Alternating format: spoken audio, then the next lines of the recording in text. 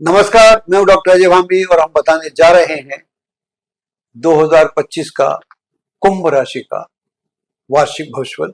आप सबको नूतन वर्ष की ढेर सारी शुभकामनाएं। यह जो वर्ष है जिसकी मैं बात बाद में करूंगा, ये मूडी बृहस्पति, मूडी जुपिटर, आपने ऐसा सुना नहीं होगा नाम। तो मूडी जुपिटर, बृहस्पति मूडी नहीं होता, लेकिन मेरी अंडरस्टैंडिंग से मैं ऐसा बोलूंगा, it's a Moody Jupiter's year. Jupiter अपने मूड में है, क्यों नहीं हो सकता? गुरु के मूड में नहीं हो सकता? ये सब मूड में हो सकते हैं, जुपिटर का भी अपना मूड हो सकता है ना।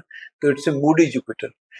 तो ये मूडी जुपिटर है, इसका प्रभाव कैसे होगा इसकी बात तुम बाद में करेंगे, लेकिन इससे पहले जो आकाश में ग्रह स्थिति उसकी बात करते हैं। आपकी राशि से वर्तमान में शनि जो है आपके लग्न में चल रहा है, कुंभ में, और ये 29 मार्च 2025 को ये सेकंड हाउस यानी मीन में चला जाएगा, तो भी आपके लिए अच्छा रहेगा।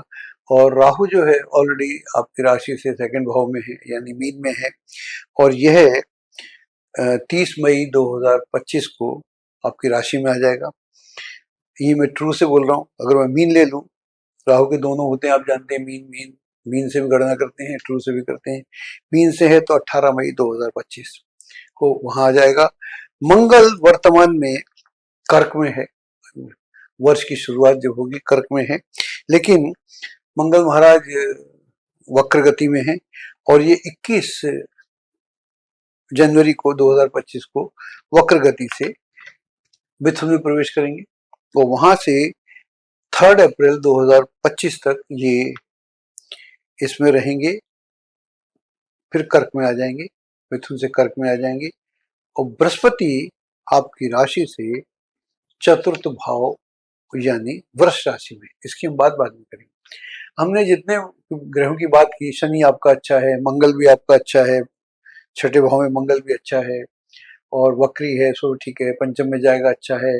राहु भी आपके लिए अच्छा है। तो मैं ऐसा कह सकता हूँ कि यह एक वर्ष जो है बहुत सुंदर नोट पर शुरू हो रहा है। तो शुरू हो रहा है तो शनि यहाँ से अब अगले राशि में जाएगा।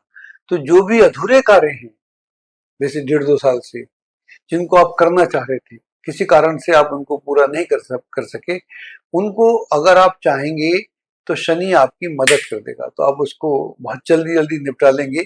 तो उसमें शनि आपका सहयोगी हो जाएगा, वो आपकी हेल्प करेगा और उससे आपको आगे बढ़ने में बहुत सारी मदद होगी, हेल्प होगी।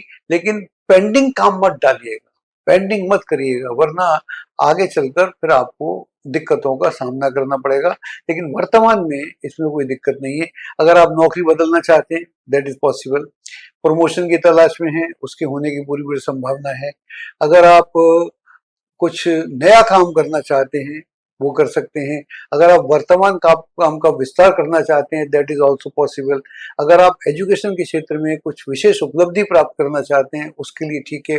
अगर आप एग्जाम दे रहे हैं, कॉम्पिटिटिव एग्जाम दे रहे हैं, उसके लिए बहुत अच्छा है। तो यह एक जो आपके 4-5 महीने हैं, यह जो महीने हैं ये बहुत ही उत्तम महीने हैं, जहां पर जो भी हमारे रुके हुए कार्य हैं या फाइनेंस की जरूरत है, फाइनेंस आपको नहीं मिल रहा है, तो उसके लिए आप बैंक या किसी वित्त संस्थान से या किसी और रिसोर्स से आप प्रयास करेंगे, वह आपको मिल जाएगा।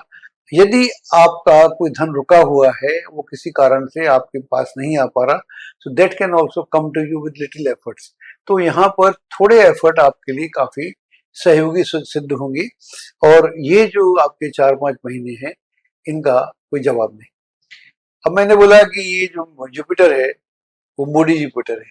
अब मूडी कैसे है इसको समझना पड़ेगा। अब बृहस्पति अभी तो शुरुआत में और 14 मई तक तो वृष राशि में है, लेकिन जैसे ही 14 मई 2025 आएगी, ये एकदम आगे राशि यानी मिथुन में प्रवेश कर जाएगा। और मिथुन में प्रवेश कर जाएगा तो आपकी राशि से पंचम हो जाएगा। पंचम जुपिटर आप जानते हैं बहुत अच्छा होता है, लेकिन मूडी क्यों है? ये अपने मूड में है। तो मैंने बोला गुरु मूड में क्यों नहीं हो सकता? राजा मूड में होता है, चंद्रमा तो मूड में रहता है, बुध का अपना मूड होता है, शनि का अपना मूड होता है, तो बृहस्पति का मूड क्यों नहीं हो सकता? Why not? ये भी तुम्हारे देवता ही तो हैं, देवता ही तो मानते हैं।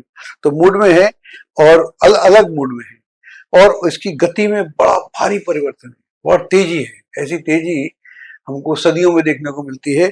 और जुपिटर 14 मई को तो मिथुन में आएगा और 18 अक्टूबर 2025 को ही ये सीधा कर्क में दिखेगा, एकदम 30 डिग्री ऐसे जाएगा, दुनिया देखती रह जाएगी क्या हुआ, अभी तो वहां था अभी वहां चला गया, ऐसा। और ये घटना मात्र 157 डेज में, ऐसा कभी मेरी जिंदगी में नहीं हुआ, देखने में मैंने नहीं देखा। तो 157 दिन में ये कूदता हुआ दौड़ता हुआ, वो अपने मूड में है, अपना मूड है उसका, चलो दौड़ चलो देखा जाएगा। अकेले ही मैराथन कर रहा है, किसी की जरूरत नहीं है। जब जुपिटर मैराथन करता है तो सन भी मैराथन करता है उसके साथ में। ये आपको एक और बात जानकर आश्चर्य नहीं होना चाहिए, क्योंकि आप लोग विद्वान लोग हैं, आपको मालूम होना चाहिए जुपिटर का जो ऑर्बिट है वो पृथ्वी के ऑर्बिट से अलग है। और जुपिटर 12 वर्ष में पृथ्वी का चक्र लगाता है और पृथ्वी 365 दिन में सूर्य का चक्र लगाती है। तो उस पूरे प्रोसेस में एक ऐसा समय आता है कि जब बृहस्पति और पृथ्वी का एक्सेस मिल जाता है, तो बृहस्पति चूंकि सूर्य से कई गुना बड़ा है, तो सूर्य पृथ्वी की तरफ, जुपिटर की तरफ खिंचता चला आता है, यानी पृथ्वी की तरफ खिंचता चला आता है। इसका मतलब ये हुआ उन दोनों का एक्सेस हुआ है, या पृथ्वी पर फिर कई सारे बदलाव आते हैं, वो एक अलग विषय है, उसका तो हम अलग से बात करते रहते हैं। लेकिन चूंकि इस समय हम आपकी राशि पर कॉन्सेंट्रेट कर रहे हैं, तो I will not deviate from that point. तो ये 157 दिन में कर्क में आएगा और पंचम भाव में रहेगा। पंचम भाव होता है रचना का भाव, रचनात्मकता का भाव, सृजन का भाव, क्रिएशन का भाव। तो आप देखिए कितने क्रिएटिव हैं, क्योंकि आपका जो शनि है वो अच्छा है, राहु है वो अच्छा है, बाकी ग्रह आपके अच्छे हैं, तो आप कितने क्रिएटिव हैं इसका परिचय दीजिए।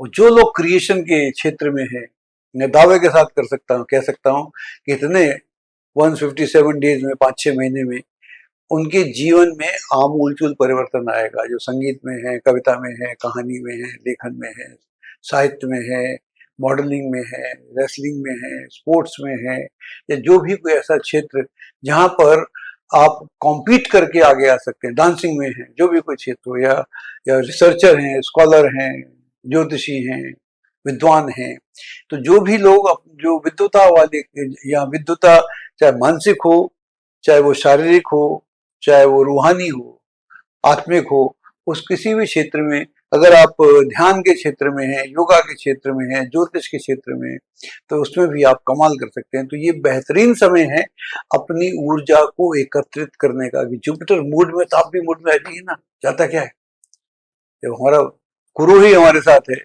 गुरु ही मूड में है, गुरु तेज गति में आ गया, तो हमको क्या दिक्कत है, हम भी उसके कदम के कदम साथ मिलाएं। कभी आपने देखा होगा अगर कोई गुरु गुरु हो, जिसका सही चेला हो, और गुरु गुरु भले बुजुर्ग हो, चेला यंग हो, तो गुरु आगे आगे चलता है और चेला पीछे पीछे चलता है। कई आपने पिक्चर ऐसे देखे होंगे। तो ऐसा मान के चलिए कि हमारा गुरु हमारे साथ चल रहा है और उसके साथ मेरे को पेस बनाना है, दौड़ बनानी है, और काम, और ये सब करने के लिए आपको चैतन्य होना पड़ेगा, आपको अलर्ट होना पड़ेगा, आपको सिस्टमेटिक होना पड़ेगा, आपको अनुशासित होना पड़ेगा। मेरा ज्योतिष ऐसा नहीं है कि छप्पर फट जाएगा, आई डोंट टॉक नॉनसेंस। छप्पर नहीं फटता, छप्पर आप फाड़ते हैं, छप्पर कोई नहीं फटता आपके लिए। एक आध किसी का फट गया होगा कभी, ये बड़ा, ये किंवदंतियों में ज्यादा होता है, लेकिन जिसका छप्पर फटा है, वहां तो शाहरुख खान का छप्पर फटा तो उसने फाड़ा, अमिताभ का छप्पर फटा तो उसने फाड़ा, ऐसे नहीं फटता। इस तरह का घटिया ज्योतिष मैं नहीं कर सकता। मैं सुनता हूं तो मुझे बड़ी वेदना होती है, इसीलिए मैंने इस बार मैंने सोचा कि मेरे को कुछ करना चाहिए, और हम चैनल को काफी आगे बढ़ा रहे हैं, और चैनल बहुत आगे से जा रहा है। बहुत आपके लोगों के रिस्पॉन्स आ रहे हैं, एक एक दिन में हमारे वीडियो 50-50 हजार लोग देख लेते हैं, हम भी ताज्जुब में हैं। लेकिन हमें आपका सहयोग मिलेगा तो एक दिन में लोग 5,000 लोग देखेंगे, ताकि ज्योतिष का जो सही रूप है वो लाखों करोड़ों लोगों तक पहुंचाए। ये हमारा मेन ऑब्जेक्ट है। इस उम्र में मुझे क्या चाहिए होगा, आप भी समझ सकते हैं।